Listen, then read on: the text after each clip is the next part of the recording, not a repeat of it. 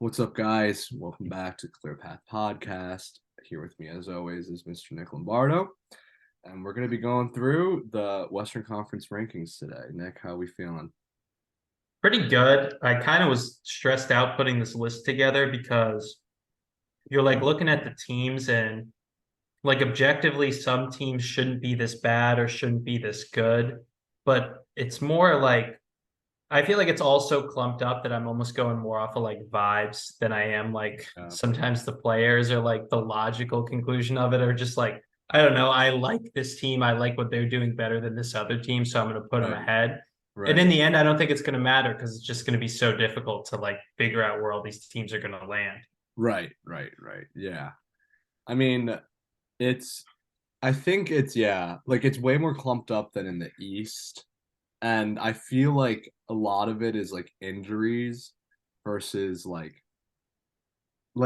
I feel like injuries are going to play a way bigger role because of like teams like the Clippers or like even like the Grizzlies who don't have an injury, but like Ja's out for 25 games and like LeBron's 38 this year, going to be 39 by the end of the season. Like all these little things that like on paper I really like some teams, but I don't know if I can trust like health and things like that. Like the Kings last year were a 4 seed. No one would have seen that, like. But I feel like a lot of it was just because they were healthy the whole year. So things like Yeah, that. they had continuity that whole year. And like, I still feel like even when they played the Warriors close in the playoffs, we didn't feel like they were that good of a team. Mm, But yeah, I mean, I even think like teams that I have in like the bottom of the West would probably be like an 8 seed or a 7 seed in the East, like pretty comfortably. So yeah, sure. it's gonna be a gauntlet, man. And there are gonna be a lot of teams who are gonna be pretty disappointed about where they end up this year. Yeah, I totally agree. Okay, so let's go through this. Let's start off. I did tell you before we started that I have 6 tiers in the West, but I did also mention that I have two one-team tiers. So it's really more like five, 4 or 5. Um, but in my tier one, I think by far the best team in the West, and I don't think there's anyone that's like really on their level as the Nuggets, right? I don't view any other team that close to them. I'd be pretty shocked if they weren't dominant in the West this year. I kind of feel like they have the best player in the world. They have the most continuity, which I think is the most important. I mean, there's some injury concerns with Jamal and Michael Porter Jr., but I think in general, they probably have the best offense in the league, and then they could have they could be in the conversation for a top 10 defense if things go well. Okay. I also had the Nuggets one sort of by default. Like I think when a team wins like that, unless they really lose like a ton of guys, you kind of have to give them the number one seed, like by default almost. Yeah, But there's a lot of stuff that makes me kind of nervous about this team. I mean, they definitely didn't get better. They didn't lose a ton, but they didn't get better. And it's also like it's the hangover of winning the championship. I mean, even the owner came out and said, or is the GM yeah, came out and said, like, this team is tired. Like, I think my guys are tired. right. It's a long, long season. And I would kind of like I have to put them one, but I don't think they're going to win the West just because I think what we're going to kind of get into here is with how good the West is, I think it's going to start to get really, really hard to repeat and to go to the finals multiple years in a row. So I have to put them one, but I actually don't think they're coming out of the West, if that makes any sense. You don't think they're going to come out of the West? Like Or, they have the best, okay, so like they have the best player. So I have to bet on the pedigree and I have to put them right. one, but I don't think they're going to win the West because I think it's just too hard to win it back to back years Wow. when you don't add anyone to the team. And with all these other teams like who haven't played that long of a season coming into it. Does I that make mean, sense? I hear what you're saying. I don't know if I really agree with like that logic when you're ranking some. I understand what you're saying. I get the want to like bet against them, but I think ultimately what it came down to for me was that I feel like yes, the season's long and like I have some questions about like Jokic's motivation now that he's won a championship. Like maybe he doesn't care so much anymore, but like I'm looking at the teams around them and teams that I think are going to be good too. Like spoiler, like I have like in my tier two, it's just Phoenix and LA, like the Lakers. Like I have bigger question marks with both those teams than I think that I have with the Nuggets. Like if there was a team that I felt better about in that second group, or then I think I would agree with you. But like, I mean, we didn't want to stay on Nuggets, but like, even with like Phoenix, like they're adding like so many new guys, right? And they're trading away huge parts of their team. It's a new coach. Like those are all huge question marks. And with LA, LeBron's 38. They have continuity, but I don't think they have the same top end talent the way that like these other teams in the West do. And there's always going to be injury concerns with LeBron, AD, and so and then the next tier I just don't think is talented enough, like the teams I have in the tier in the teams below those three teams. So I think like I would still bet on the Nuggets because I don't know who else would do it, is my question.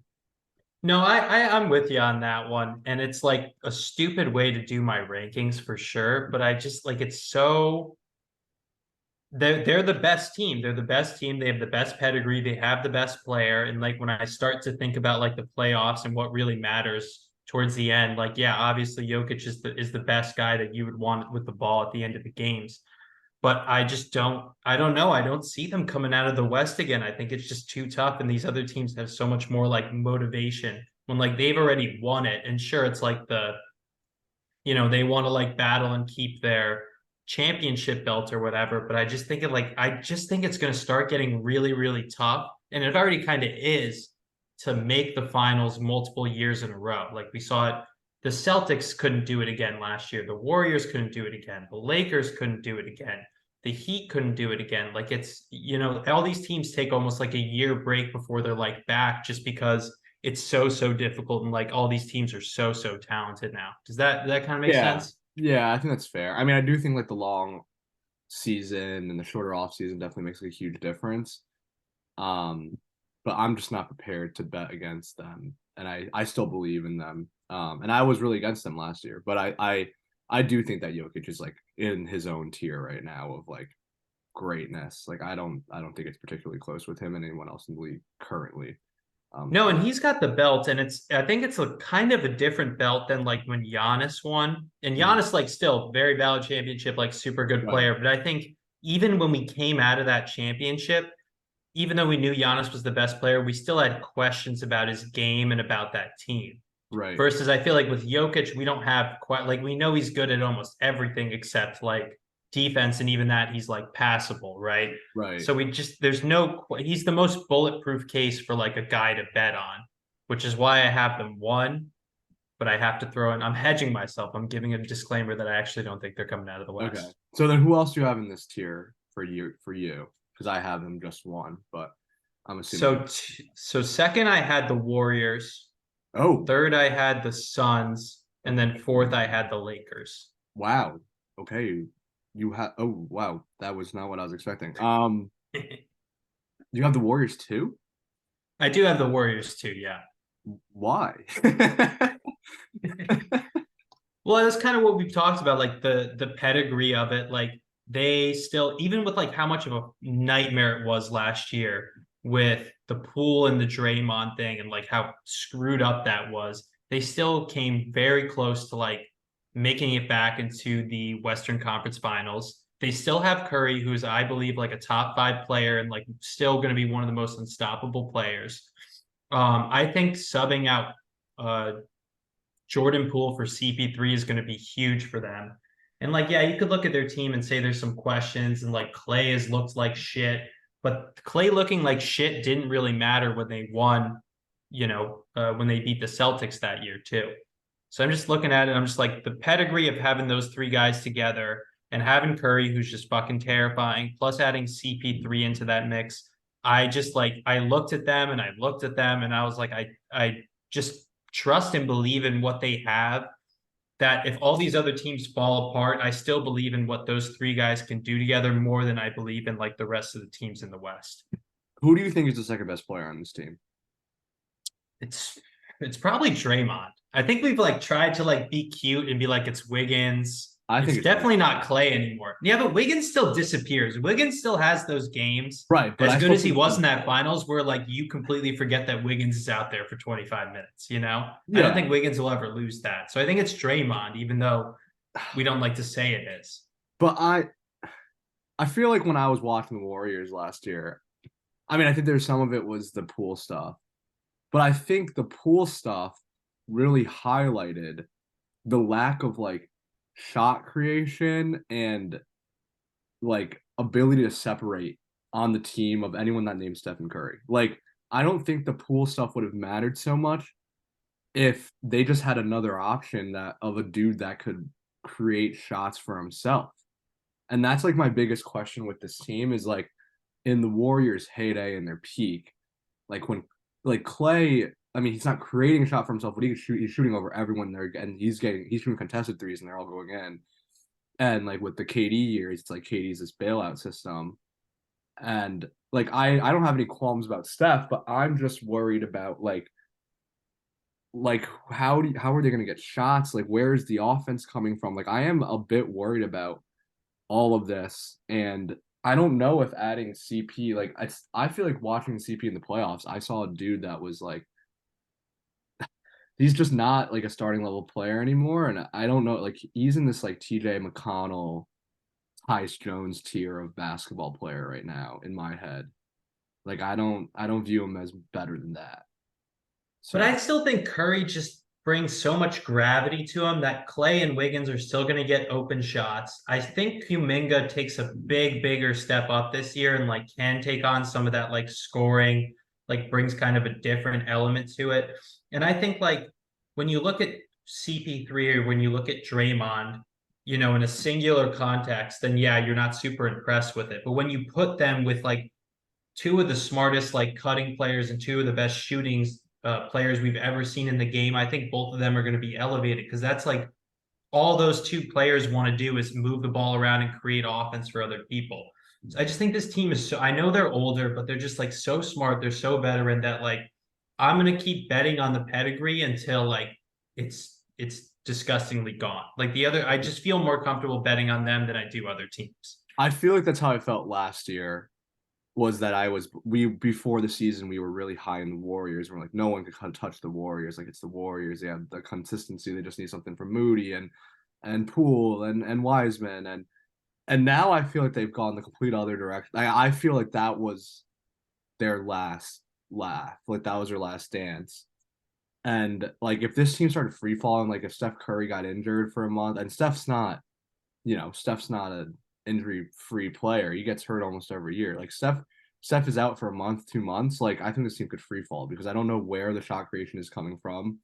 And I don't know like even the defense, I don't know like how consistent it could possibly be. So to me, I don't think they're in this tier of like I don't think they can win the West. I think even if at their best, if everything went their way, I don't think they could win the West personally.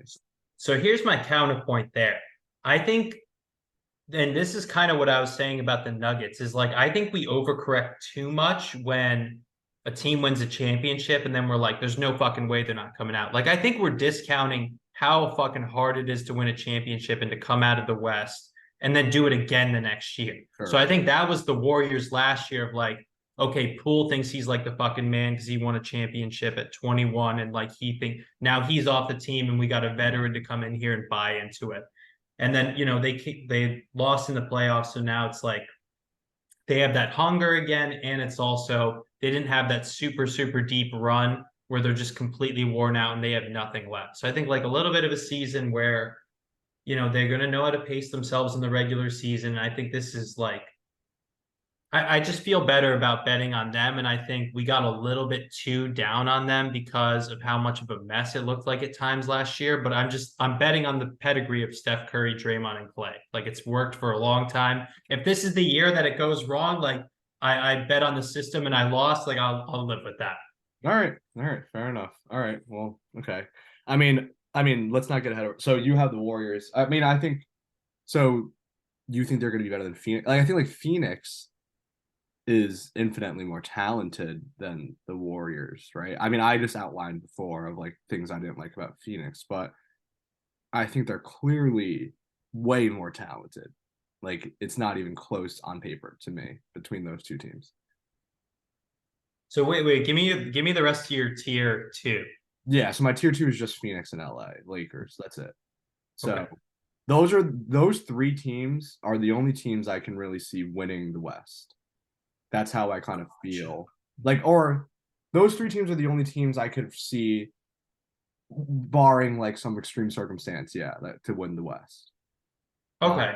So we're not far. I mean, I just included the Warriors in there. Right. I guess I'm just much lower in the Warriors. Yeah. So let me put it this way.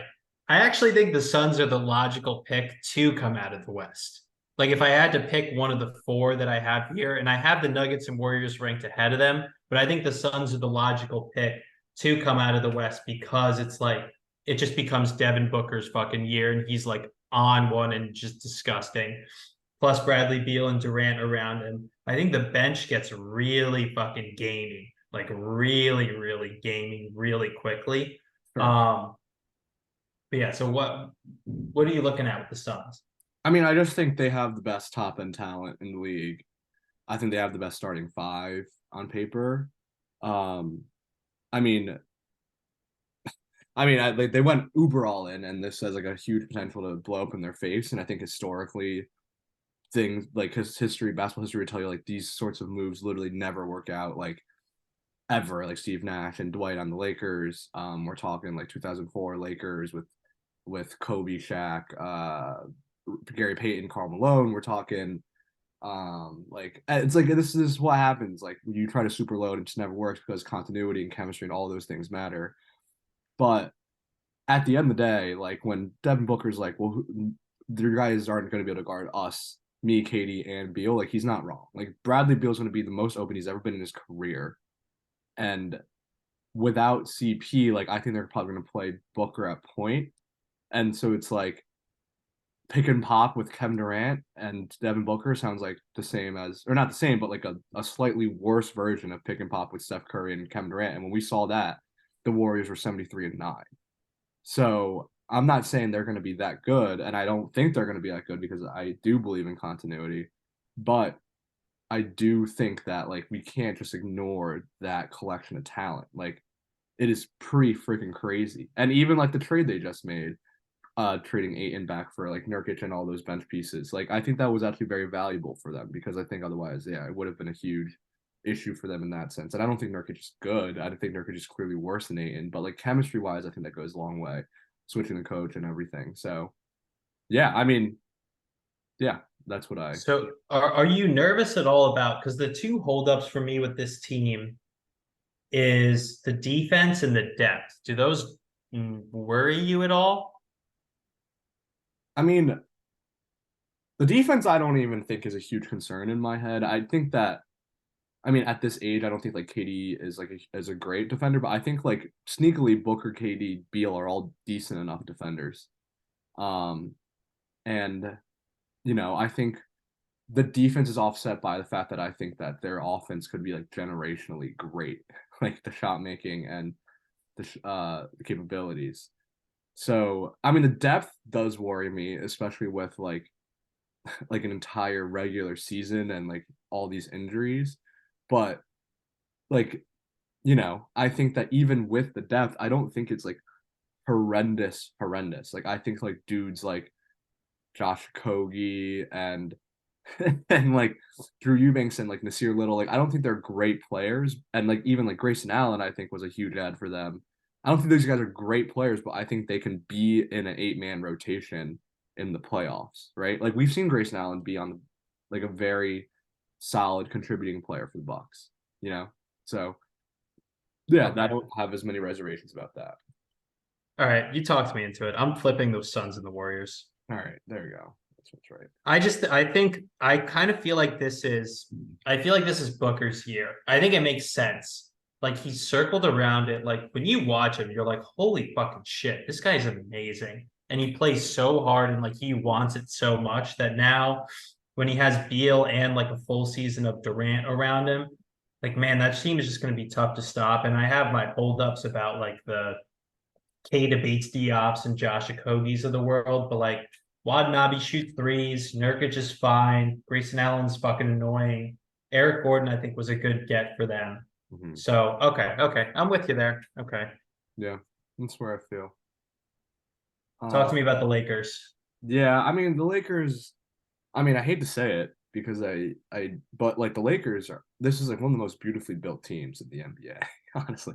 Like if you really think about like From where they came from with how much of yeah, a mess it was with Westbrook, it's pretty fucking right. incredible. Like Yeah, how we like talked about them a year ago versus now. right. Like the 2 year turnaround. And obviously they're like hugely benefited by like the emergence of Austin Reeves as probably like a top 30 guy, if not better, in the NBA, according to some people. Like they've done a great job of, switching out Westbrook. And those picks, like they didn't even give up their 2029, I think, or 2020. They didn't give up their 2029 pick, and they gave up their 2027, I think. Like even having that pick on the table, they could even move that if they needed to at the deadline. But yeah, it's just like it's a very balanced team. I view them similarly to kind of how I view the Nuggets, in the fact that I don't think they're the most talented team in the West, or necessarily even close to the most talented team, but I do believe in like LeBron's ability to make people around him better. And I believe in like, Anthony Davis's ability on the defensive end. And I think they just have a lot of guys that are solid, good at basketball. Like Gabe Vincent was a huge ad. All these dudes that could like make an impact in the regular season. And like, do I think that Austin Reeves is an all-star? No. But do I think Austin Reeves can be like 18, 5-5? Yeah. I think Austin Reeves could be like the Chris Middleton for this team.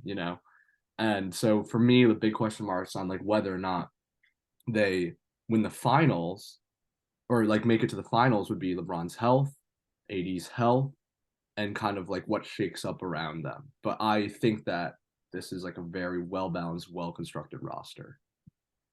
It is. I mean, they've done a great job of plugging the holes. I like the Gabe Vincent get for them as well. They did a really good job of plugging the holes around those guys. I think the only thing that gets me with this team is I feel like the ceiling of like winning the finals probably isn't there. Like I'd be really shocked if they won the finals just because I don't know if LeBron and AD can sustain that level of play for like an entire playoffs anymore. I'd actually probably bet against that, and LeBron's great and he knows how to pick his spots very well, but I just don't think you could pick your spots throughout 4 rounds of playoffs and like continue to be the best team here. Mm-hmm. So I have them in my tier one, but like they're very loose tier one. It's almost just out of respect. Like I could see them winning the West in like a kind of crazier scenario, but I don't think they could win the finals.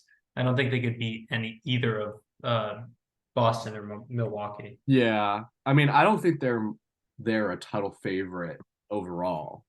But I do think they have like if something happened to Jokic or if like, I do think they have like a chance to win the West, which is like a far cry of how I felt about them last year. And like everyone and their mother knows that this D'Lo contract plus the pick is like this thing they're gonna be able to dangle at the deadline for any sort of star. Like I'm thinking like a DeRozan, a Levine, one of those types, or even like a Kyrie, depending on what happens with Mavericks. Like I think that they are positioned to even make more moves if they like so be it. Like if they can, if they feel the need to, but I don't know. I really like the team. I didn't think I'd be saying that, but here we are.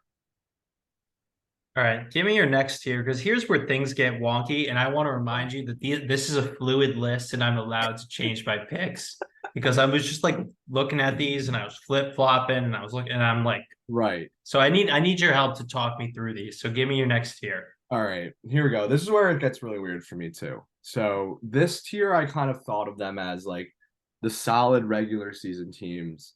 I know that this is supposed to be like who's going to win a championship, but I like looking at who's going to win a championship in the lens of like it has to be reasonable. Like it has to be reasonable in the sense of like just because you have a lot of talent doesn't necessarily mean like if your talent doesn't play. I'm mostly talking about the Clippers because I don't have the Clippers here. I'm not gonna beat around the bush. I don't have the Clippers as a tier 3 team for me in the West because I just don't believe that they're gonna stay healthy. I don't believe in anything that they're doing. I don't know if I believe in Ty Lue as a coach anymore. Like I don't know. I can't trust that. So I'm not gonna talk about a team that's not in this tier, but I have the Grizzlies as my number 4 team. I have Damn. I have the Warriors as my number 5 team. Hey. The Kings as my 6th team, and I Dang. got the Thunder as my 7th team, and that's my whole tier 4 or tier 3, which I guess is my tier 2 if you combine them. That gets into that second tier.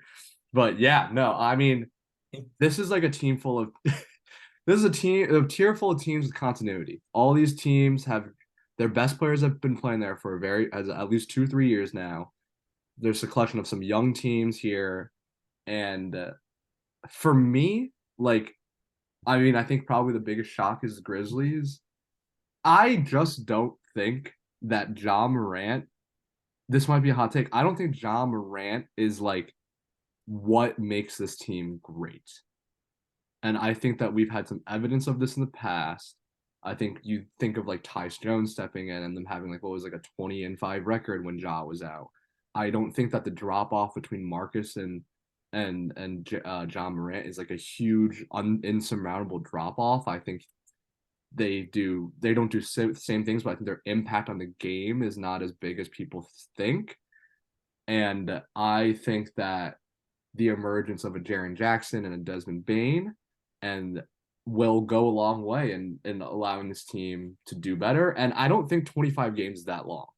I don't think that like I'm not sure that he was going to miss 25 games without a suspension is my point. And if this suspension is what they needed to get him on the right track and get him motivated, that could be a blessing in disguise. So I actually really think that this Grizzlies team is like severely underrated.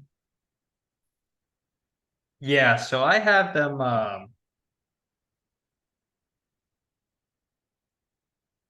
Oh man.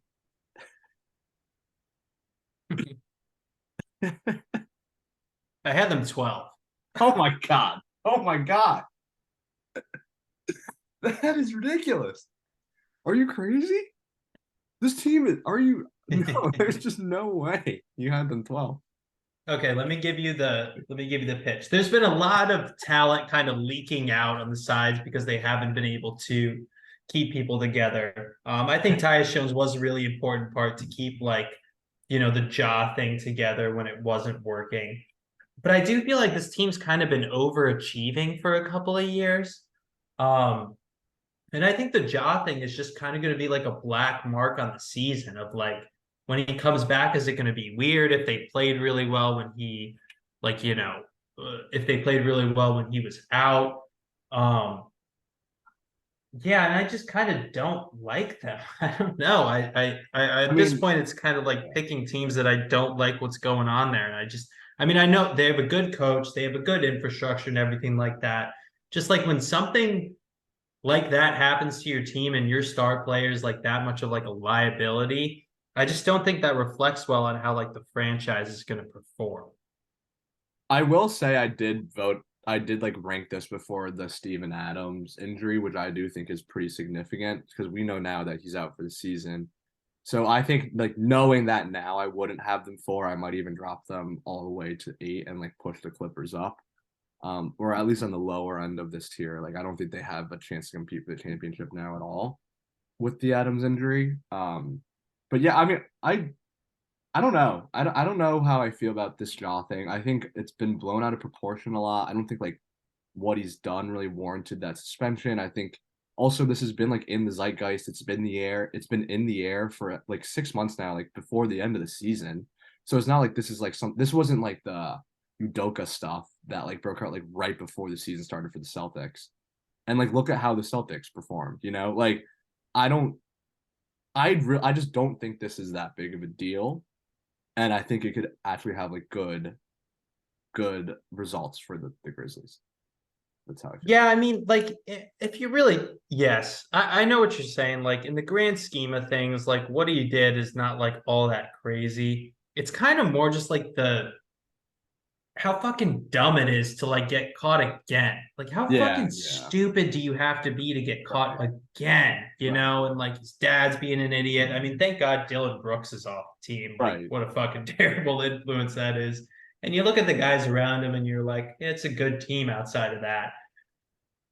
I don't know. I just think when your franchise player has like kind of that little regard for your team, I think it kind of I can almost see them like playing really well without Ja, and then Ja comes back and they're like, maybe we should trade this guy. Like maybe we don't actually want him here. As crazy as that sounds for how talented he is, just because like when you just have that much of like a disregard for your teammates, you know? Yeah, maybe. I mean, I definitely see like I mean, I do think it was dumb he got caught again. I mean, I'd be curious to see how the Grizzlies, like kids in the Grizzlies locker room, are feeling about this because it's like a younger team, and I mean, I personally think it could be like still a rallying cry for the team, but you know, I think Well, 12 that's is kind of how they made it last year. They were like, fucking everyone's against me. Like, people are trying to like fucking hate on my shine. And it's like, no, Jai, you're kind of just being dumb, dude. You're just kind of being dumb. And like, yeah, the NBA is not going to tolerate that. Like, as whatever, people have guns, it's fine.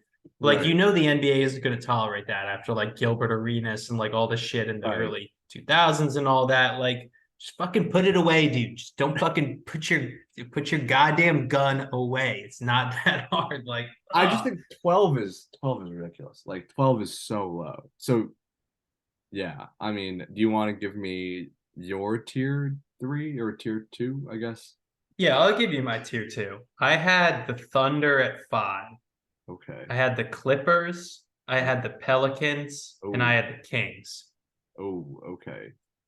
Um, wow. Okay. I mean, okay. We're worlds off. We're We're, worlds I mean, off.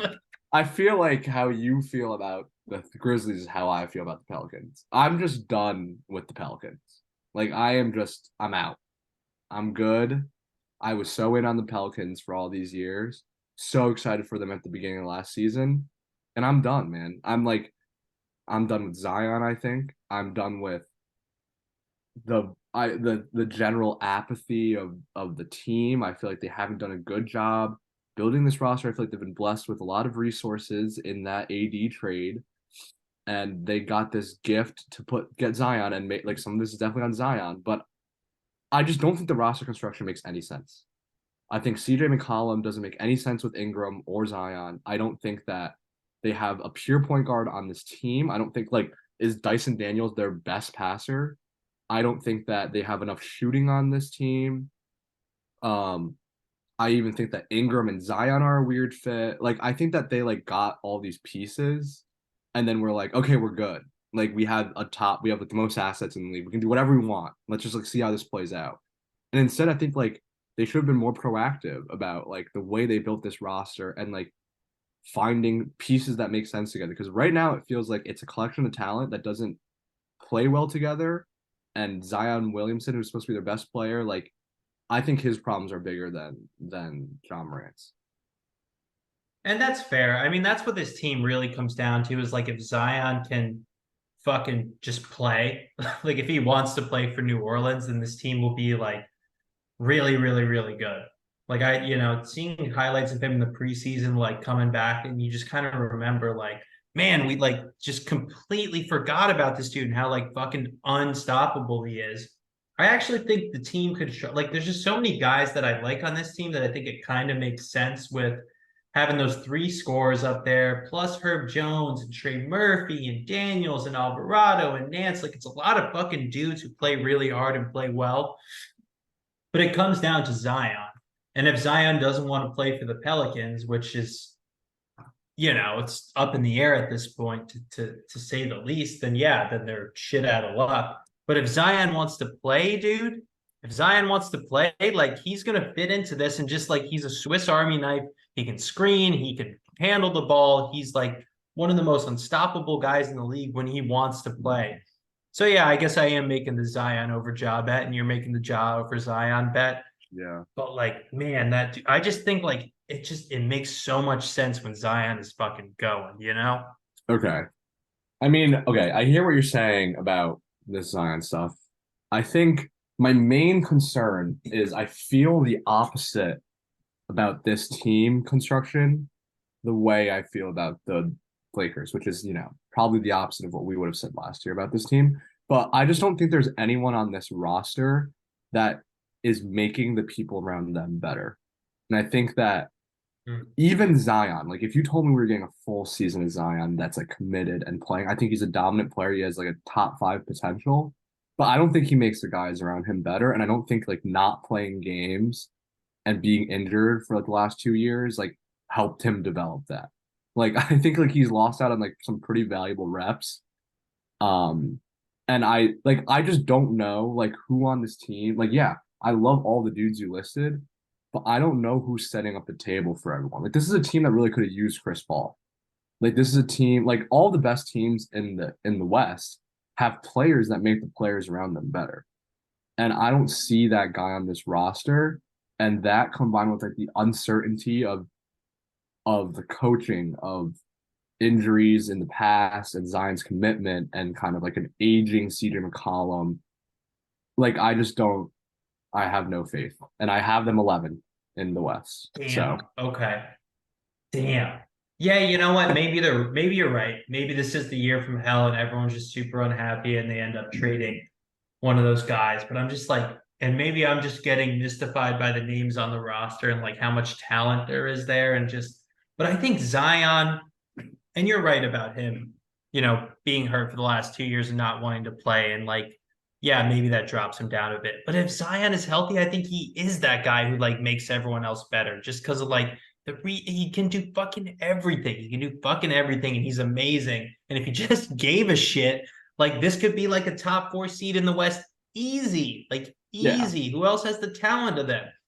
right, But you're right. Maybe it's just maybe it is time, kind of like Ben Simmons, just be like, maybe we should stop saying, well, oh, if only if, right, and just right, say, well, this is the reality of it, is that Zion's probably not going to do it in New Orleans, right. and that's just how it is. But I maybe I just got mystified by the talent a little bit too much. No, no, no. I mean, I do think you're right. Like, yeah, if Zion puts it together and everything works out, like it's not like the teams past the Lakers. I mean, I think they could even be better than the Lakers on paper, if things worked out for them. But yeah, I don't have a lot of faith in that. But a team I think that we're both like kind of high on here is the are the Thunder, you know. And I think that the Thunder to me are like a better built version of what we're seeing with the Pelicans. And on top of that, we have a dude in Shy Gilgeous Alexander. I actually would like to call this out is that last season called out that it's Shy instead of Shay, and that everyone was calling him the wrong Oh, name. oh, Yeah, okay. and it Thanks was for Shay. letting me know that. Yeah, so I've been so it's and Shy and SGA and Shy Gilgeous Alexander, and that he was an All NBA first team guy last year, a clear top 5 player in the league in my eyes. Whoa, And whoa, whoa, whoa! Five, top I five. I think that last year, based on last year, he was a clear top 5 player. Hey, Yeah. it's a little high up there for me, but go ahead. And uh, and I think like everything you want Zion to be, Shy is now. And I don't think that their talent is any worse than what the Pelicans have. And I think if anything, they showed us last year that they can be frisky and good, and they've only added talent and Chet and this EuroLeague MVP dude, Micic. Who knows how he's going to contribute? But like even the rookies and like all of this, and like Giddy takes a step up. Trey Mann is good. Like I Kenrich Williams, little Kenrich Kenrich Williams. Williams tries really hard, wants to be a Thunder Yeah, for life. exactly. And so yeah, that's how I think that everything you said about the Pelicans, I feel about the Pelicans. Yeah, no, I'm with you. I mean, I love that three of like SGA, Giddy, and Jalen Williams is like fucking awesome. Like they are so much fun to watch. And like it's three players that play so well together and move the ball and attack and are decisive. And it's like everything you would want from your top three players is like right there. And I think Chet has looked good at the start. Like obviously he's gonna have his growing pains. Like we kind of know what Dort is, and like it's a kind of a good compliment. I wish he was a little bit better of a shooter. Um, the bench can get a little tough unless you do really believe in Micic and like Dang and like Wiggins and some of these other guys that kind of take a little bit of a step up. And so and I think the thing that they really have going for them is that they're the young team that like Right, just got a little bit of a taste of it last year and is now ready to be like, we're gonna win 60 fucking games because it's the regular season and all these veterans don't give a shit. right, My only holdup here is like I feel like everyone is high on the Thunder. And when everyone starts to be in on something, then I start to be like, okay, like how does this go wrong? How does this go wrong? I don't know. I think it's a really good team. I think they're gonna be really good in the regular season, and they're gonna probably make like a mini kind of run in the playoffs, like win a round or two, and we're gonna be like, oh shit, like the Thunder, like let's go. But is right. everyone too high on this team, or is it justified? I mean, I think people are really high. I know that like, Simmons said I think that he thinks that they're gonna be a 4 seed. Like I don't believe that. Um, but yeah, I don't think that's crazy in the regular season, though. I yeah, and really again, don't. Yeah, I don't think it's crazy. I think mostly also a big plus for them is that if things do start going their way, and even like Giddy takes like an all-star step up, and like Shed is the clear rookie of the year and things like that, like they have picks that they can move. They have the good contracts that they can move for another player. Like they have everything they need if something starts going well, that they could really push the envelope if they wanted to and go get a player that would help them win. So I think that's also a factor that should be in play here. Um, and yeah, so I mean I get the one to zag, but I just don't see it. So You understand the need to zag. No, I'm very high on them. I actually think they will be probably like a 4 or 5 seed, just because I think a lot of these other veteran teams are going to throw away the regular season like they've been doing. And I think they're going to really like try and go for it this year. And they have the players to do it, and they have the infrastructure to do it. mm, I don't think this is the year that they push all their chips in. I think it's just like that'd be very, counterintuitive to what Presti has been trying to do. But like, man, one of the best futures in the West, truly, like probably one of the best in the league. Just starting your franchise out with those three guys, like plus, having like a number, what was it, two, Chet, mm. pick there to like compliment him is like it's fucking exciting, dude. Yeah, It's gonna be a good, damn good team, and they're gonna be a lot of fun to watch. yeah, it's a league pass team for sure. Um, okay, so let's talk about the Kings here because I think that oftentimes they are a throwaway, but I actually really do. I am very encouraged by who they were last year, the step that De'Aaron Fox took last year. He won the inaugural Clutch Player of the Year award. I think he was a little bit of a Mr. Fourth Quarter last year. And so I think on paper, I don't think they're like the most talented team. I think they have a clear ceiling with their best two players. I don't think either of those dudes are necessarily top end talent. I don't think either of these. I know like they were in all NBA considerations last year. I don't think either of those dudes are really all NBA players, but I do think they're like a really good regular season team, and I think they're underrated. I like Keegan Murray. And I think they've like compared to the Kings of old, they've done a really great job of building a very consistent, smart roster full of basketball players who give a shit and play hard. And you know what? Sometimes like that's enough to get you like a fourth to sixth seed in the West. So Yeah, I'm with you there. I think this is kind of I think of them similar to the Thunder, but the opposite. Like mm, everyone has been pretty low on the Kings just because I think people don't believe that they can replicate what they had last year. I don't see any reason they couldn't replicate that. Now, other teams are going to be better. Other teams are going to be more healthy. They're not going to be as high of a seed as they were last year. But I still think what they have is very, very dependable. Like it's still a good team. I think they do kind of max out at like winning a playoff round is probably like the furthest I could see them going, truthfully. But man, they gave the Warriors everything they could handle, and like that experience is good. And I'm just glad there's like relevant basketball in Sacramento. Like that's great. I yeah, think people are really low on them, so I was trying to be conscious as to not put them super, super low. right, Um, I think it's natural to expect some regression from them. right. Um, I think we kind of know what they are at this point. Like I'd be Yeah. shocked if they really took another step up because I think kind of last year was like their take the league by surprise, like being a little frisky kind of Right. team. Yeah, I agree with that. But yeah, I mean, I agree with everything you said. I don't think there's much more to say there. And then like the final team that we really disagree on is Clippers. I mean, it's not really disagree. I have them eight. I think you had them five. I think just for me, I mean, and this is getting to my tier four. Out They're of the top of six. my tier four. They're the eighth rated team in the league for me. Um, I mean, I feel the same way about them that I do about the Pelicans. Like, I'm done with believing in this team. I'm done believing that Kawhi Leonard wants to play more than 42 games in a year. I think Paul George, like I think he's a really good player. I don't think he's going to play more than 60 games this year. And then if you kind of look at their roster outside those two dudes, it's not fantastic, right? Like if you're in the James Harden sweepstakes, your team's probably not that great, man. Like I hate to say it, but like there was a time in which they had this really fun up and coming team, and I think that mainly because of the two players that their two best players being injury prone and not playing. Like, I don't think they have a high ceiling. So I have them 8 seed. I think they're a play-in team this year. Yeah, I had them 6, and now that I'm looking at it, I'm like, I need to have them lower because I think the window is completely closed. Like, there's no fucking chance they get out of the West. There's no way those guys stay healthy. And like, a couple of years ago, you could be like, no, no, no, no. And then but like after last year, after like, what is this, the third fucking year we're going on, where it's like, well, if only the two guys can stay healthy, like they're just not. The rest of the team is getting older around them.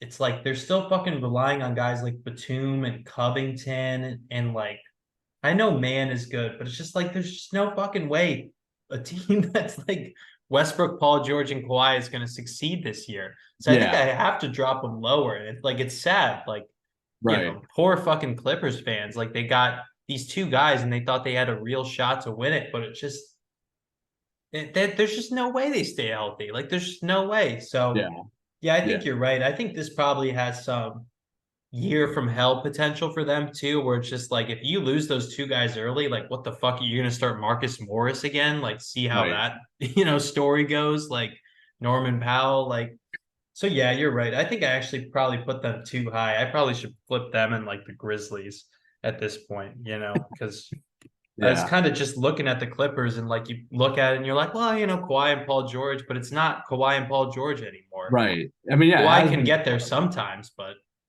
it has been Kawhi and Paul George in a while, and even in that playoff series where Kawhi, I think, was coming off like a month of rest, I think, going into playoffs or something close to that. Like he hadn't been playing a lot. And everyone was saying, well, it's because he's getting ready for the playoffs. He got injured like 4 games in the series. Like that, the sneaky thing is that series with who did they play? LA was it LA? Wait, who did they who did they play? Suns. Suns. That series in the Suns was actually really close. And Kawhi was the best player in the court for 2 games, and the 2 games they won. But when it really came to it, he just like he gets hurt, man. And I don't want to be like I'm not like just I don't want to like necessarily discount him for something you can't necessarily control. But like when we haven't seen him play healthy basketball literally since the championship season, which he won, that was what 2017 or 20 yeah 2017 right or 2018.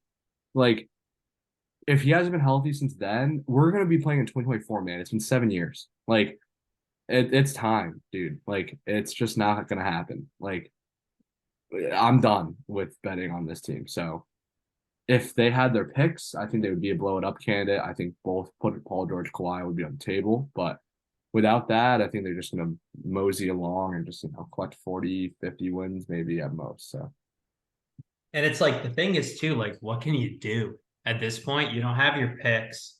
You're right, moving into that new stadium, so you don't want to trade those guys and start like a rebuilding team in that new stadium. right, Dude, they're stuck. What do they do? right. I mean, and this is like a good we're kind of seeing like them reaping what they sowed in that Paul George deal. I mean, I don't think that you don't do that deal, but it's more so just like this is what happens when you go all in, it doesn't work out. Like this is what it looks like, And it kind of sort of reminds me of like in the NFL, like how the Rams look right now. Like we saw the Rams go all in every year, trading all their first way, like they Safford, Jalen Ramsey, they got Donald, Cup. And they were great for like a year or two. And look at them now. Like you're starting dudes like Kyron Williams at running back. You got Puka Nakua taking huge Oh, snaps. Puka's like the best fucking receiver in the NFL, man. I love Yeah. Puka. Maybe he's He's more great. awesome. But I think this is what happens. Like there has to be repercussions to going all in, and these are the repercussions of going all in. Right. Right. I mean, this is the Nets of, KG Paul Pierce, like just gonna be it's gonna be kind of gross basketball once this kind of all plays out. They just got a lot of dead money that's gonna be on the books, and it's like they fucking traded like did they trade 2 first-round picks for Covington? Or was that Oh, like yeah. I I think think it they was trade. like 1 or 2 picks for Yeah. Covington, traded picks for Powell. Like it's Right. bad, dude. This is bad. I No. dropped them down. My rankings are in shambles. All right. Well, where does your next tier stand? So who's in this? So it's a mess. The next team is the Wolves. Let's talk about the Wolves. Okay, we want to go through the tier though. Who's You in know the tier? what? Max, my tiers are broken. Okay, okay. I'll, You keep going with your tiers. I'm like fixing them right now, and okay. I'll come All right. back to you at the end. All right, let me give you my tier then. All right, this is my tier. This is my tier four. These are the teams I just think are gonna, underperform. And these are honestly these are the teams I'm done caring about. Like these are the teams that I have no faith in. So this is my tier four. It's the Clippers at 8, the Mavericks at 9, the Timberwolves at 10, and the Pelicans at 11. And I think that there's a clear theme here. All these teams are sort of teams that had expectations at some point in their roster construction. Um, but for one reason or another, I'm done and I'm out. And so that's where they're here. I think they're just going to be fighting for these play-in spots. So we can talk about the Timberwolves. I do have them 9. They were my next team.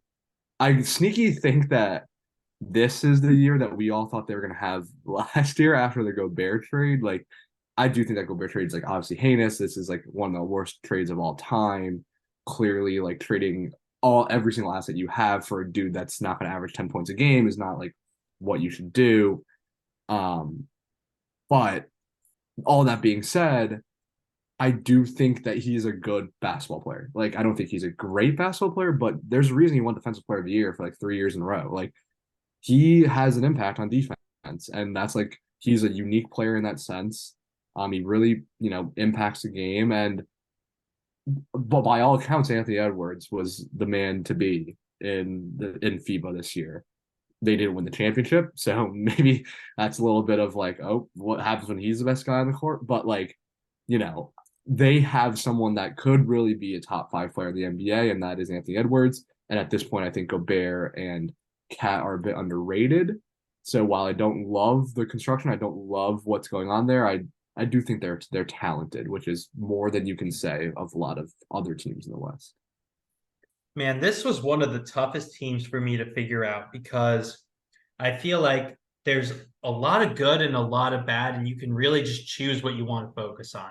If you want to focus on the good, they they made a big deal about like, well, we fucking pushed the Nuggets. And it's like, well, you guys lost in 5.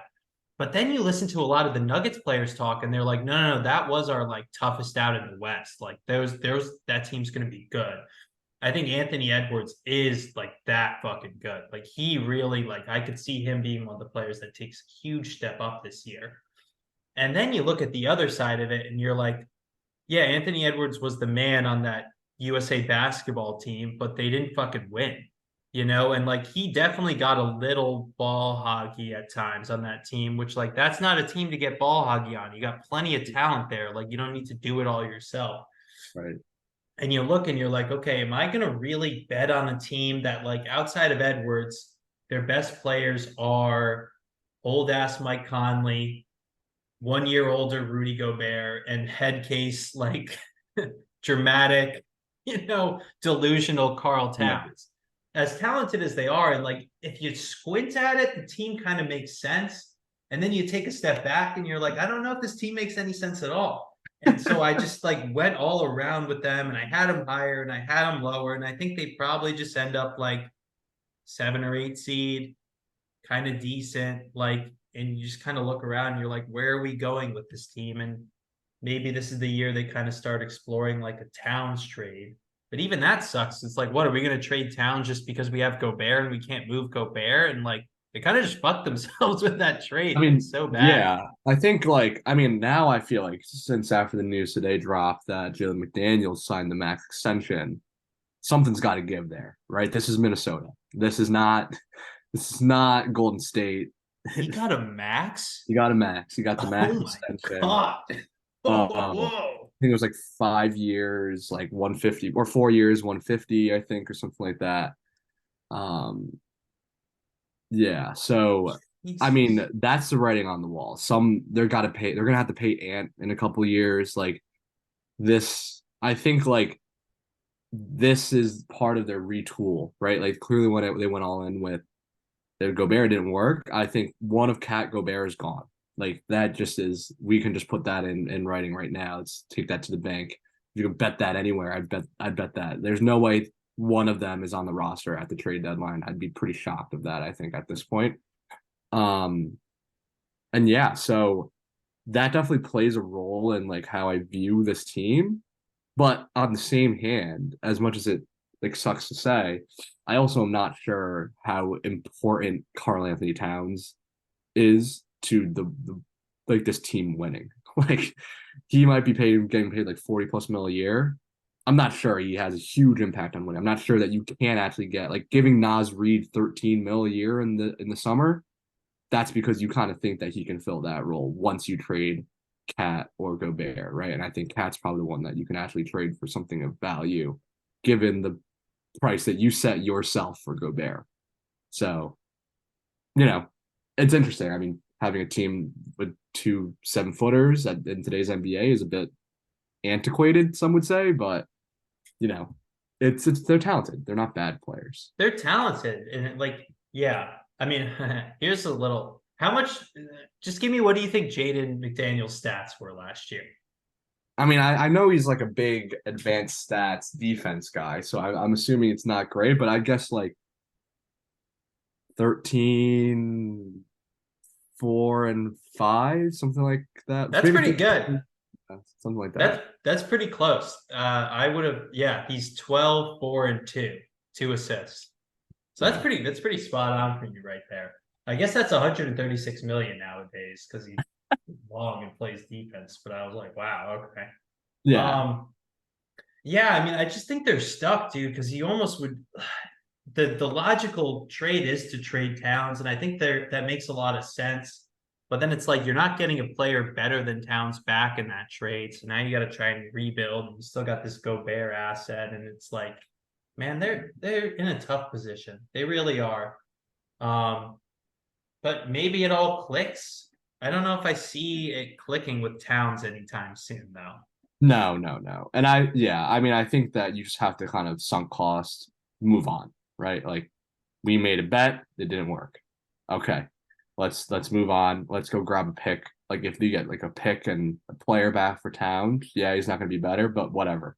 Like we can't simply cannot just like be stuck here because of a mistake you made in the past. Like we got to move forward, right? So that's what I think. But I mean, a team I have above them only slightly is the Dallas Mavericks. And I think it also says a lot if we think about how we thought about the Mavericks last year going into the season, how we think about Luka. Like, I think that Luka could very well win MVP this year. Um, I mean, that would be pretty impossible based on how I have them ranked, have the Mavericks ranked, but I think that he could put up MVP numbers. I think he could be like 33, 10, and like 12. Like, I think he can put up insane numbers, but I think the roster on him is terrible. And truthfully, I'm not sure we've seen a big track record of Luka Doncic making players around him better. He might average a bunch of assists, but I'm not sure he's making anyone around him better. Yeah, I think this was another team that was really, really difficult for me to figure out because I do like Luca, and I think there's a way you can create a team around him that makes a ton of sense, and you can win a ton of games. And like, I still think if you can get Luca into the playoffs, then you can beat Sure. anyone, right? And I think Grant Williams was really good for this team. I mean, I think he'll just with his shooting and his defense, he'll give them a lot of what they need. I think you look at the roster and it's like it's almost worse than you think Oh, because I do think Luca makes like a lot of these guys seem a little bit better than they seem. I mean, they're going to be relying a lot on like some really young centers, Tim Hardaway, like Kleba and Powell. Like, I'm not sure any of those guys are good NBA players, but like Luca kind of makes them passable. So I'm going to push back on you a little bit there on like saying Luca doesn't make anyone better. I don't think it's necessarily a Luca problem. I think it's a team building problem and like the way they're trying to do this like Harden thing with Luca, where like right. just like put everything around, like put a bunch of garbage around Luca who shoots threes and like he'll make it work. But yeah, the team building is dog shit. And I don't think Kyrie and Luca is gonna really make it through the season. I'd be pretty shocked. Yeah, yeah. I mean, we're to put the D'Lo Mavs jersey swap right now, right? Like that's what we're gonna do, right? Like, I mean, yeah, I don't know. I don't think that Luca makes the people around him worse, but I also think that like I don't think he has no input on the way this team is built. Like I'm pretty sure that he's got full control, and I think the team building sucks, but I also think that like there's a reason like Porzingis couldn't. I mean, I think that Porzingis is whatever, but like he hasn't been able to play with the dude. Like think about how great Jalen Brunson is right now. Jalen Brunson was not that guy when he played with Luka Doncic. It's not like Jalen Brunson got all of a sudden better in one summer. It's the way that Luka Doncic chooses to play basketball, and it's fine. Like I think he's a third best player in the NBA right now. I think he's a fantastic player, and I don't think that he can't ascend. Like I think every great player hits this point. Like I think MJ had this. I think like Kobe had this. I think LeBron had this to a certain extent. Like every player gets to this point where like, oh damn, I can literally do everything on the basketball court. There's not a single thing I can't do. I can have a triple double for an entire season if I want to, but now I want to win. And like so I think that his game has to change and he has to mature in that way. And I think he's capable of it. And I think that maybe he could, but the other thing is like the roster sucks. So even if he makes that decision this year, I'm not sure they can be one of the best teams in the West. Yeah, I'm with you there. I think they really put him in a tough spot in one in just like the roster, and two in giving him kind of a little bit too much reign to do whatever he wants. I mean, this guy like he is top like three and like bitching to refs Oh yeah. all fucking game, every single call, to the point where it's like, all right, dude, like relax. And yeah, I think they kind of gave him a little bit too much free reign, and just kind of blew the team up a little bit too early to build it around him and kind of put him in a shitty position. Part of it is on him as well. And it's just like sucks to have such a good player be like on such a crappy team like this where they didn't make the playoffs. Like that's Luka is one of those guys where you're like, man, if you have Luka, like you just make the playoffs no matter what, right? And Right. they found a way to not make the playoffs somehow with adding Kyrie. It's like kind of bizarre how little that worked when it just like it's kind of hard to fuck that up, right? Which is why it's called into question Luka's ability to make the team around him. Because like if we think about Jokic, like if we think about I think Jokic and Luka have similar capabilities, not to like boil them down to the fact that they're both European great players, but they both, have the ball a bunch. They both like are the engine of each team's offense. But when we looked at Jokic with like that roster in like 20 like in the post bubble year 2021, was it when it was like like Jamal Murray was hurt and Porter was hurt for the whole season, and it was like Monte Morris, Will Barton, Gary Harris, and all these dudes. Like Jokic took that team, it was like a 50-win team and like a second round exit. And like I saw a graphic, it was like every single one of those players is like out of the league. At like every one of those players, like two players are out of the league. And like that's like a testament to how great Jokic is. And I'm not saying like to compare Luka to Jokic is unfair at this point in his career. But if Luka is that guy, you got to make the playoffs. Like I don't care how bad your roster is, but if you are actually an MVP in this league, like LeBron freaking took that cat. That's a different NBA, but like LeBron's carried teams worse than the teams that Luka has had to the at least the playoffs. So yeah, I think this is kind of a prove it year for me for Luka in terms of like if he is one of the greatest players of all time, one of the greatest players in the NBA, a guy that should win MVPs. This is kind of like you got to do it now. Like, show me something new. Yeah, and I think towards the end of the year, you could really see the frustration start to just build up with him. And like he was very, very frustrated with everything that was going on there. And yeah, I think I'm kind of with it. I'm kind of with you on that it's like a prove it year in terms of like we know he can do everything and but like now it's like, okay, like can you drag this team to the playoffs again? Like can you win another round? And it's like I don't know. This is another team that it's like, where do you go from here? What assets do you have outside of Kyrie? And who's like, is he an asset? How many teams would take him outside of like the Lakers, Yeah, D'Lo and contracts offer? Like, right. they're kind of stuck too. And it's like, do we see Luka on another team at some point? Do we see Luka being one of the guys who starts sniffing around, asking out? Like, I don't think it's crazy. I don't. I don't think that's crazy. I don't think he can ever get traded just because I would rather lose Luca for nothing on the chance that he stays than trade him for literally any unless we're getting Tatum or somebody back, that's like, crazy. But like he asks out, I'm not even entertaining it. Like he can go ahead and sit out games. I don't give a shit. Like if it's a 3% chance that even after all that he stayed with me, I would take it. Like he's that generationally great at such a young age for me. But still, it is scary at this point and how stuck this roster is. Can I interest you in a Jaylen Brown and Peyton Pritchard Right. package? You can Yeah, have like them both. Hey, we're hey, not even we're not even I'm blocking any Boston number for the next 3 months if I get that offer. hey, twist my arm, we'll give you Jordan Walsh too. That's it. I'm not doing anything else. Right, yeah, that's just that. Yeah, that's how I feel about Luka. I mean, that's what I'm trying to say is like, I think Luka Doncic is generational, but to not to add more to it, but you got to prove it now more than that. Right. Right.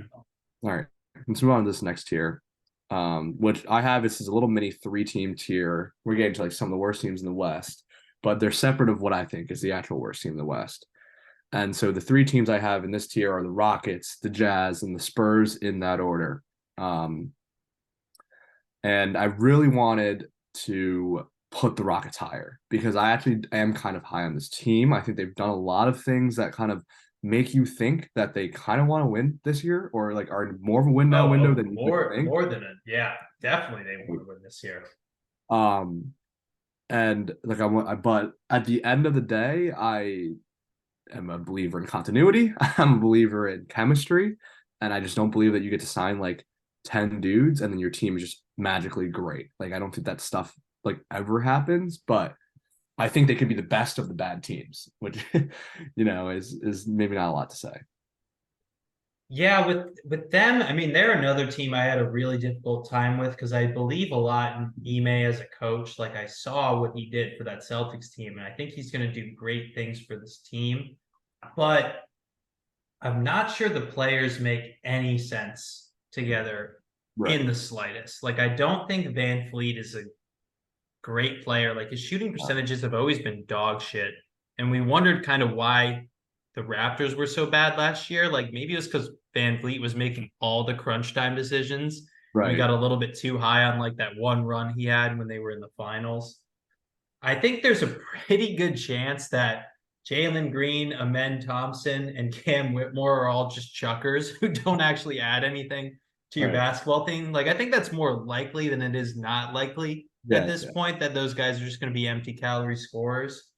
Jabari Smith has the Andrew Wiggins, gene in him, where you're like, oh shit, I guess Jabari Smith is on this team, huh? Right. Yeah. I haven't seen him do anything. I like Şengün, but I don't think he makes sense with the rest of these guys having like a post player doing all this stuff. And I just will not ever want Dillion Brooks anywhere near my fucking franchise. I can't believe that like he got the money that he got. I just like I'm so out on Dillion Brooks. So I feel bad for Ime that he's in this position. And I know they made moves to make this team better, but I just can't get there. I don't see it. I don't think they're going to be a good team. Yeah, I mean, I will push back on the Dylan Brooks. So I think Dylan Brooks is not a playoff player. I don't think Dylan Brooks should ever be like a top 5 best player in the team, but I think Dylan Brooks contributes to winning. At his core, I think what he does is similar to what Pat Bev does, to what Lance Stevenson used to do, what Draymond Green does, what Zaza Pachulia did. Like, take Draymond. Don't put Draymond and Dylan Brooks in the same sentence. Take him out. Sure, maybe not. Draymond wins games. I think Dylan Brooks is a solid defender and brings experience to a very young team that should be valuable in certain ways. I don't think, whatever about Dylan Brooks. Not the kind of experience I want. Yeah, I mean, I think they have some interesting talent. I do agree with your questions about the construction of this team, and I'm not sure if many pieces fit together, but they're at their core, they're kind of they're a young team. Jalen Green, Jabari, Amen, those are all young players. That's why bringing in Van Vliet was a little bit weird. But whatever, like you're in Houston, you haven't been good in a while, you grab the asset when you can. Whatever, like who knows? Like Jalen Green might be on the trading block for all we know. And they have some guys that are deep. Tari Eason, Jayshawn Tate are all dudes that would be in 8-man rotations in playoff teams. Like that's just a fact. The way they play basketball, those dudes know how to win, which is why it's so confusing when you see players like like Jalen Green and Cam Whitmore and Amen, who are the kind of the opposite of those, right? Like that's like doesn't really show a philosophy in that way, and that's what is keeping them so low. But they just have more talent than the teams around them, and they just that should mean something. And yeah, I agree with you with Ime. So Is it almost a little bit too many guys who want the ball though? Like you want to yeah, give the ball to Jabari Smith, and it's not going to be in his hands. It's going to be in Van Vliet and Green and Brooks. And like you hmm want to give the ball to Şengün, and he's not going to get it too. I would like this team a hell of a lot more if Dylan Brooks wasn't on this team. oh, That that's was my least favorite move of the summer. I just don't like. I just don't think you can like call out LeBron and do all this shit, and then like call out LeBron. LeBron's kind of above all that at this point. You can't like do that to him yeah, anymore yeah. and then just play like dog shit and then duck the media. That's not a leader. That's not like a veteran presence. That's like that's a that's a bullshit move. I don't Sure, like Dylan Brooks. I wouldn't have him on my team. sure. Um, Fair enough. Fair enough. I think it's kind of going to be a little bit too many guys, and like I don't see a way that this team kind of works out. I just don't. Yeah, I yeah. like could you see them making the playoffs or the play in? No, I don't see it. I don't see it. I'd be no. shocked. Unless Jabari or Jalen or Şengün takes like an all-star step. Like they one of them would have to be the top 30 player in the NBA for that to happen. And I don't see that the way this team is built. Yeah, I just don't think it's possible. I don't. Yeah. All right. So let's go on to the next team I have here. I have the Utah Jazz in my 13th spot. I mean, listen, Jazz had a huge hot start last year. We really, me and you were both clowning them. We thought they were going to be the worst team in the NBA. We thought they were by far taken for Wemby, and then they totally flipped that on us. Lauren Markkinen was a revelation for the beginning of the season. Walker Kessler made the Gobert trade look even worse because he was better than Gobert just on his own. And they kind of showed a little something, but in the second half of the season, they really fell off. They were definitely one of the worst teams in the NBA in the second half of the season. And yeah, so I mean, I don't believe in any much of the roster. I don't think anyone on this team is untouchable. I don't think anyone on this team has a long-term future on the team unless we see something out of their rookies, or I guess maybe Walker Kessler is the best player on the team. Um, and yeah, I mean, I like Markkinen. I don't think Markkinen is bad.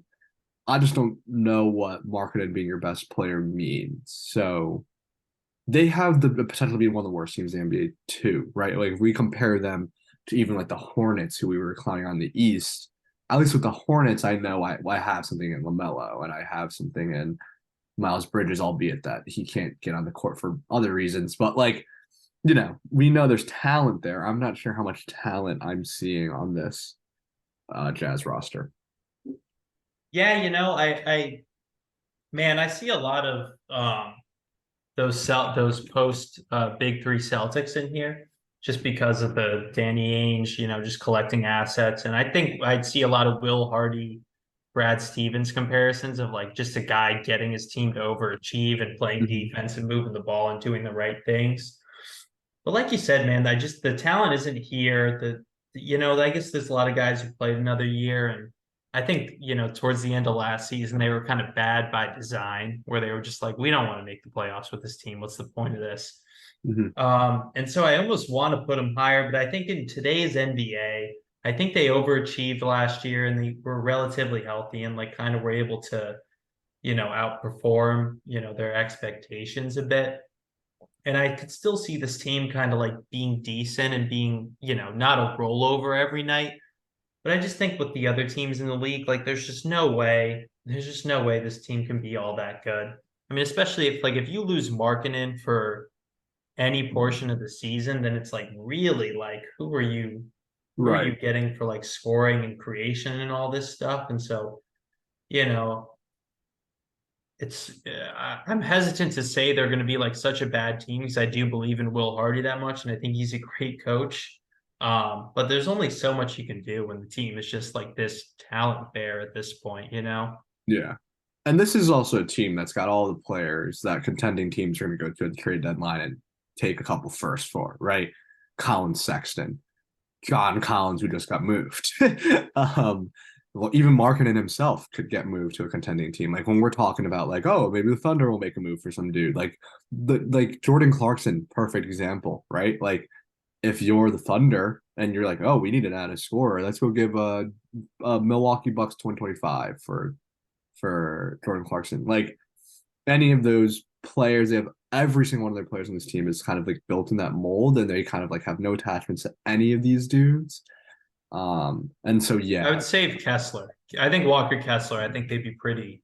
I don't think yeah, they would trade Kessler, him. yeah, Kessler is by far the most valuable asset on this team, in my opinion.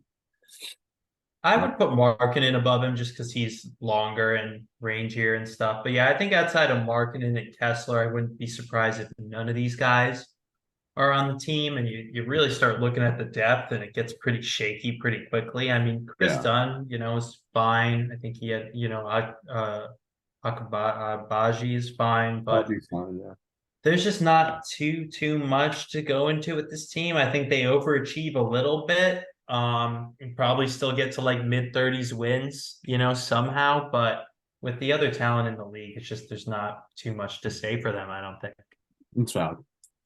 Okay. The next team I have in this is this tier. My last team in this tier, before I get to my bottom tier, is the San Antonio Spurs, which is a bit sad to say because Victor Wembanyama has looked every bit the part of the greatest NBA prospect in NBA history, but it's a tough West, man, and you know, this roster sucks. This roster sucks. I don't think they're worse than the Jazz necessarily, but I'm also pretty convinced we're not going to see more than 60 games out of Wemby on the high end for one reason or another. I don't think this team has a lot of reasons to want to be good. I think Wemby's long-term future is like the number one priority of this team, so no need to run him out there if we don't have to. Um, and yeah, I mean, I think Greg Popovich is a great coach, but I mean, dude, the starting five is going to be some combination of, I guess, Wemby, Sohan, Keldon Johnson are the first three names, right? Then we're looking at Devin Vassell, Trey It was Jones. good. That's okay. It's decent. It's young, but it's not a team that's serious about winning. And yeah, so they'll be fun to watch. Victor Wembanyama will be a lot of fun to watch. He's gonna have some moments that are definitely gonna blow our minds, but he's a young dude that needs to fill out and whatever. So I don't have high hopes in terms of like success. So with Wembanyama, before I really saw him play, I was like, man, people are really hyping this guy up like way too much. There's just no way. And I kind of had this vision in my mind of what he would be. And Right. then watching him in the preseason, I'm like, holy fucking shit. Like, no, no, no. This is like, no, no, this might be Yeah. the guy. I actually think they're going to be a more competitive team than you are. In my kind of revised rankings here, I have them 11th in the West. I Sure. think they could make the play-in if they wanted to. I think Wembanyama is just going to be that impactful when he's out there. I mean, obviously, we're going to hope and pray that he stays healthy. And I think the team around him actually kind of makes some sense. You got Sure. Sohan, who's there, who's like moving the ball around, doing all the defense stuff. I wish he could shoot, but you just like you put him out there and you're just like watching him do stuff, and you're like, oh, that's a pretty good player. Vassell was like almost a 20 point per game scorer last year. I think if Keldon Johnson was going to make the leap, we probably would have seen it last year, but he's still like a decent player. I think this team is going to win more games than you think. I think they ultimately do probably shut down Wembanyama and are like overly cautious with him because like why wouldn't you be? Yeah. Um, but I mean, there's been a lot made about how he's basically been preparing to, be an NBA player for like, his entire life and like Right. doing all the right things with his body and everything like that. So I think they could make the play in if they wanted to. I don't think they will because I think they're going to try and tank it a little bit towards the end of the year. But Right. I think this team's going to be like more competitive than you think just Right. because of how fucking good that dude is. He takes up like one half of the court, literally, no exaggeration, just by himself. Yeah. And I do think that I do think that you're right. Maybe I am a bit wrong about how generationally great Wembanyama will be. I think that for me, like what and I do want to go about Wembanyama a little bit because I do think he's going to be special. Like,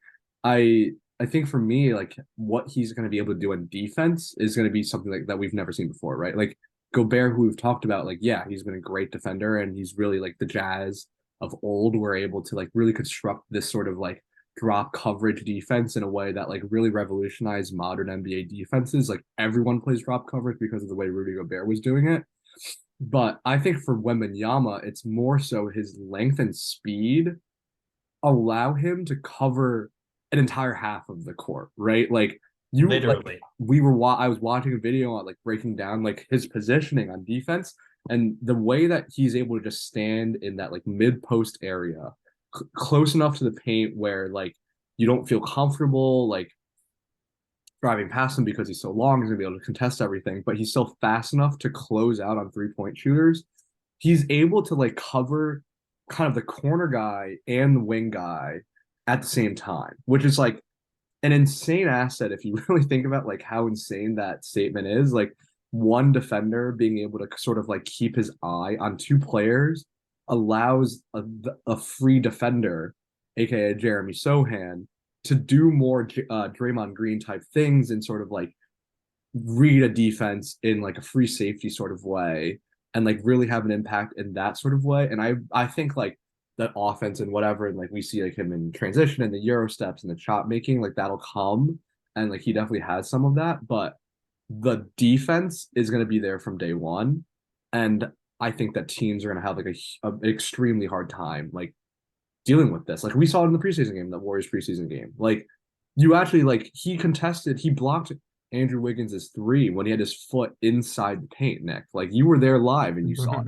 Wasn't that insane?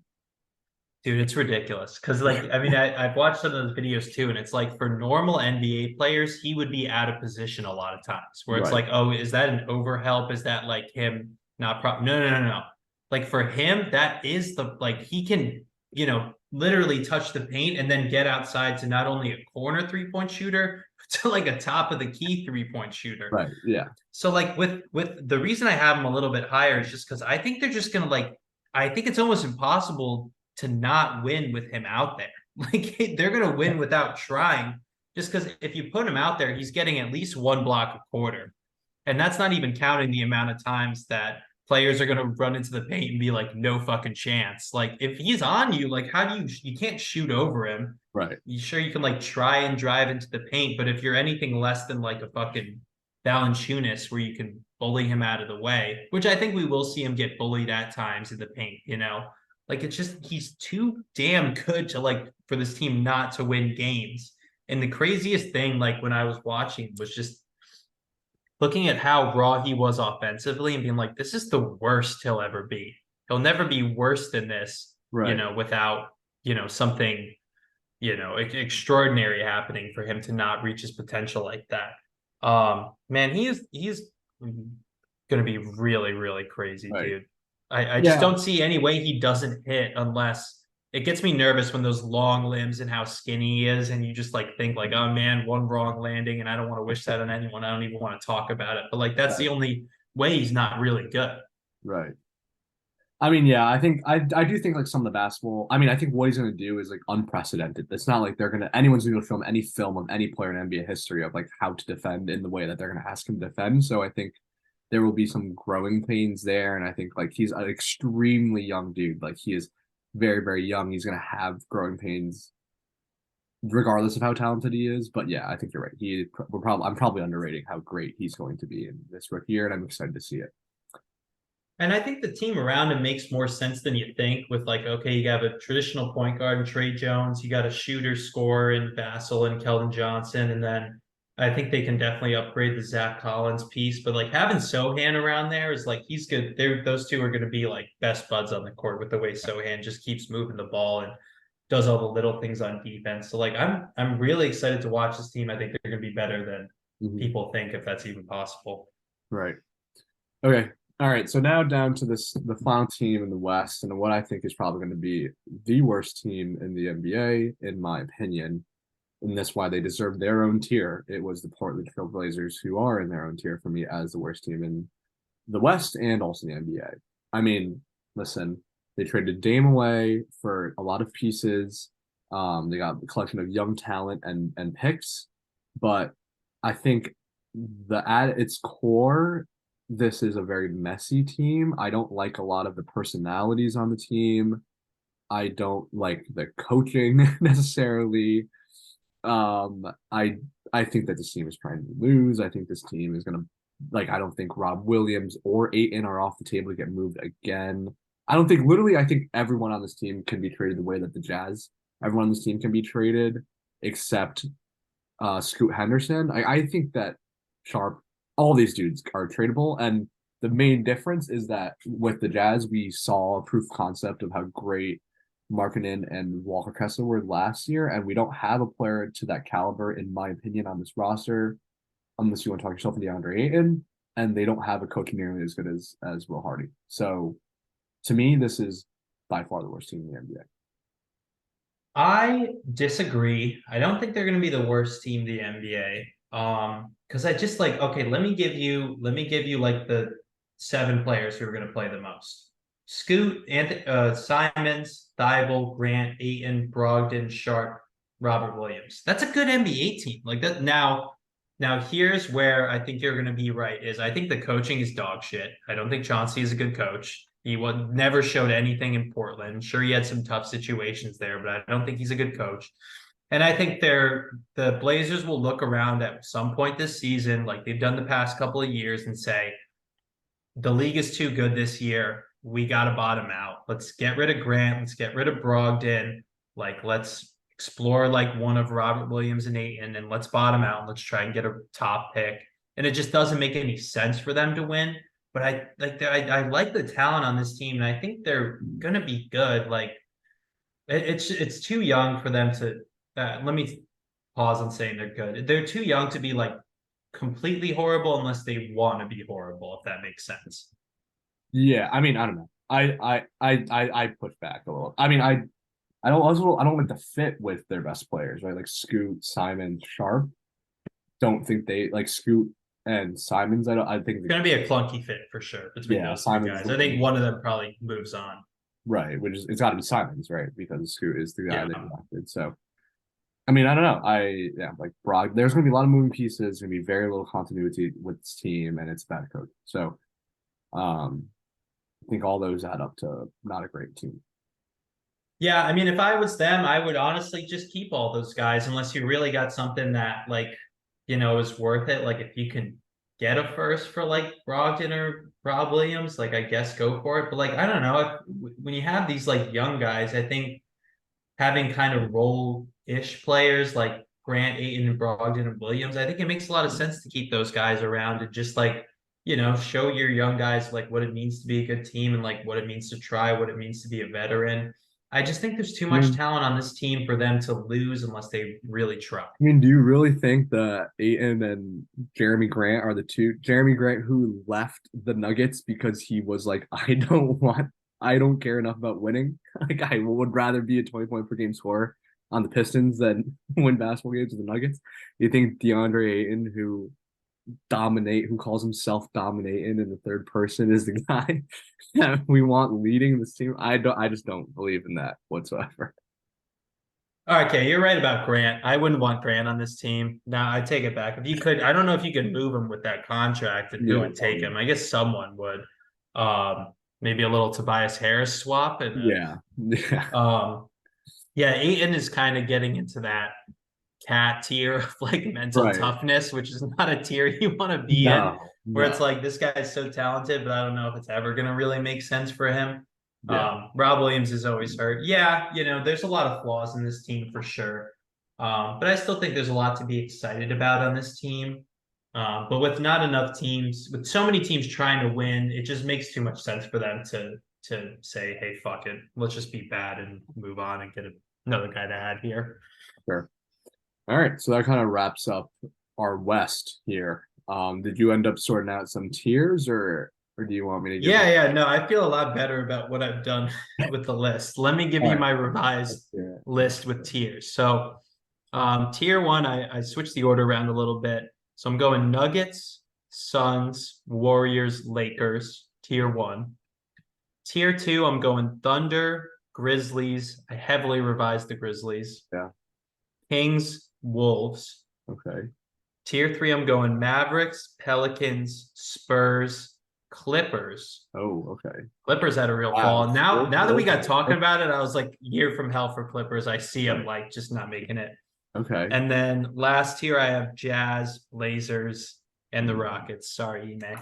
Wow. Okay. All right. Fair enough. I mean, I think that makes a lot more sense than what you threw at me in the beginning. So I like where that's landed. They were fluid rankings, man. I just need No. to talk them Hey, out. hey, of course, man. For me, I got the Nuggets in their own tier as the one, and then tier two got Phoenix and LA Lakers. Tier three, we got the Grizzlies, the Warriors, the Kings, and the Thunder. Tier four, it's the Clippers, the Mavericks, the Timberwolves, and the Pelicans. Tier five, I got the Rockets, the Jazz, and the Spurs, and as the worst team in the West, I have Justin's Portland Trailblazers. Okay. Your finals picks? Or do we Yeah, want to do you have any awards that you want to go over? I feel like I've been trying to figure out who's gonna be the MVP, and I have really like had a really yeah, difficult time figuring out. I'm not sure who makes sense. yeah. I mean, I think Jokic is the best player in the world, but I don't think he's gonna win MVP. I think like MVP is different than what I would say is the best player in the world. It's a combination of narrative and games played, team success. So I wouldn't have Jokic there, even though I do think he is by far the best player in the world. I think for me it's some combination of Giannis, Luca. If he somehow gets this team to like a 4 seed, I would say that would be the biggest shock to me. I think Devin Booker deserves some consideration here, and I would say Jason Tatum, obviously. But I feel like I've been saying Tatum's name for years now. So, I mean, someone needs to take a step up. This feels like there's this new crop of dudes, right? That are in this conversation, and none of them have done it before, so it's hard to vote for any of them. But one of these dudes is going to have to step up. And I'm kind of liking Devin Booker. Yeah. That is the one I like the most. So the only thing I think there is when we do MVP, it usually has to be like the guy that we say is the best player in the league, right? Or at least like top three. And I'm not like as good as Booker is. Could he get there where we're like, okay, this guy is better than Jokic, Giannis, and Doncic with the stats they're going to put up? I'm not sure he can, but I kind of like Booker the most. I think he's the most logical MVP there, right? Yeah. I mean, I think for me, the narrative would be like we could put like, okay, like Jokic takes his foot off the gas a little bit. Like I think it would be like Booker takes over the Chris Paul role on this offense, is just like running everything, right? And like he just becomes this huge assist guy, and they're like the number one seed in the West. And yeah, like this team is a super team, but the best player on this super team is not Kevin Durant. It's Devin Booker, who's doing like 30, 10, and 8, or 38 and 8 or something like that. Because I would say Luka's probably gonna have better stats, but what's the chance his team's gonna be good enough to win MVP? They're not gonna give it to him Right. if Right. he's a 6 seed. So I kind of discount him completely, even though I do agree. Yeah, I think it's probably Jokic or Giannis's award to lose. Just because their statistical resumes are just going to be too difficult for anyone else to really, be put over them. And I'm still going to be mad about the fraudulent MVP that we gave Joel Embiid last year. We fucking Right. gave it to him because everyone felt like he deserved it, and then he flamed out in the playoffs again. What did we learn? Right. What did we learn? Who he is. That's who he is. He should have won it. I'll tell you, he should have won it the year prior when Simmons was out, and like it was literally just Embiid doing it. For some reason, we gave it to Jokic as a 6 seed. Like I know he dragged them to a 6 seed, but like he should have won it the year before. Last year was a fraudulent MVP, and there's fucking a 0% chance Embiid wins again. Zero. Oh, Say no. it right now. 0%. Embiid could average 40, 20, and 10. I still think people would vote against him. So Yeah. there's no chance. How about, I mean, look at the year we got Wemby, right? Like that's got to be it. Yeah, if he plays enough games for sure. I think Chet will have a good shot there, but it's gotta be Wemby unless he gets hurt. Yeah. And then defensive player of the year. I actually kind of have Wemby here too. If you like, I think Wemby could do Oh yeah, no, good, yeah. Defensive Player of the Year, double. If he's going to win Rookie of the Year, that's where his impact's going to be. So I think he's got a And shot. this is it's a 70 game threshold now, right? 65, I think. 65. Okay. That's gonna be tough. Yeah, I don't know. If he gets to that, then yeah, he kind of has to be defensive player of the year for this year and like any other season he plays 65 games Yeah. for the future, you know? Yeah, it's like him, and I would say like Mobley and Jaren Jackson is in this conversation. I would still throw Gobert in here, honestly. Like, I think he's probably underrated at this point. So I think the usual suspects for DPOY. Coach of the Year is mostly just whichever team's It's gonna got. be the young team that takes a big step. Yeah, So one that's of what it those always two. is. Yeah. What else are we missing? Clutch Player of the Year. I'll go Booker. I feel like Booker's got one in him. I think this is gonna be a big fucking Booker year. I think it could be Luca, and the people feel bad because he's gonna have such a great season that are gonna be to vote for him for MVP, so just vote for him for not comeback player, clutch player of the year. I think that makes sense. I And think then that makes most sense. improved, this is even hard to predict. It's been typically like the second or third year guy who makes the leap. So Yeah. I think maybe an Ant Edwards or something like that. I don't know if he had too good of a season last year Mhm. or had something in that vein. I have Cade. Cade. Oh, I like Yeah. that. It's a good one. Injury. Good to see something there. I like that. Okay. All right. Let's do the finals picks. Let's do the finals picks. What you thinking? I'm gonna go Celtics Suns. I think that's the. I think I'm kind of going back on. I think the last couple of years I've been putting one team who's like going back to the finals, and I'm standing pretty strong on. I just don't think it's.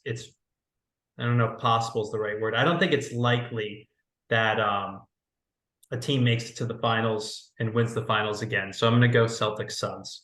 And then who do you got? And you have the Celtics winning. Yeah, fuck Okay. it. Okay. I have the Nuggets and the Bucks. That's what I. Okay. That's pretty chalk, I'd say. There's probably the two best players in the NBA. I really want to put the Lakers in the finals, but I have fears of health and LeBron's age. But I think that Jokic, I think, is just that much better than everyone else. And given health, that there's no one that can stop them. So I would have the Nuggets Okay. winning a repeat championship. Hey man, sometimes you just got to bet on the institution. I do feel like it's been kind of a surprise team each year for the past couple of years, Yeah. huh? Yeah, but the thing is also it's a surprise team each year, but it's also a team with continuity, right? It's not a surprise and like, oh, this team came out of nowhere. It's like a surprise and like, oh, this team's been pretty good for a couple of years and they finally took the lead, right? So, that would maybe the Kings. That's what they're talking. The Celtics probably is like the actual answer, right? Like they're the team with most continuity, the most collection of talent. I mean, it's a lot of roster turnover when you think about it, losing, Brogdon, Rob Williams, and Smart. Mhm. But yeah, I think they have the most cohesive team in the East. I think the Bucks have the best players in the East. Yeah.